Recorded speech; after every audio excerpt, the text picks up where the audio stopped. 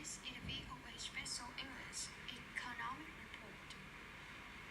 The economic situation in Italy is evolving investing and may have caused its foreign minister his job. Like Greece, Italy is facing pressure to make unpopular cuts in government spending. Silvio Berlusconi sought to enact measures meant to satisfy his country creditor. On only November 8, Mr. Berlusconi won a budget vote in Italy's lower house of parliament, but the prime minister lost something else. A majority of lawmakers in the lower house refused to vote. It appears Mr. Berlusconi has lost their support. He announced that he would resign after Parliament passed budget cutting measures. Italian government debt is about 120%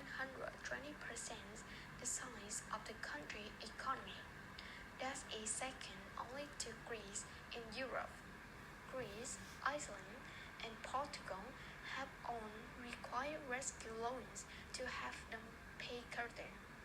But unlike those nations, Italy had the third largest economy using the euro, and it is among the 10 largest economies in the world.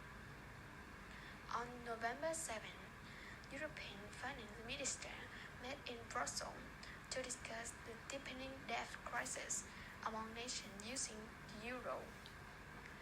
European Union Economic and Monetary Affairs Commissioner only said Italy needed to enact reform. It is essential now that Italy will stick to its ambitious targets ensure their implementations and intensify the structural reform that can boost growth and job creation. Italy recently faced an increase in borrowing costs that topped 7%. Unlike Greece, Italy's budget deficit is not out of control. Of greatest concern, however, is Italy's lack of growth and job creation. Financial officials and market watchers are also concerned that Italy's debt problem may be too big to solve for the 17 nations using the euro. European leaders have yet to agree on the size and condition of a rescue fund or plan. In Brussels, the finance minister John Keys de Chagas said the rescue fund needed to be bigger.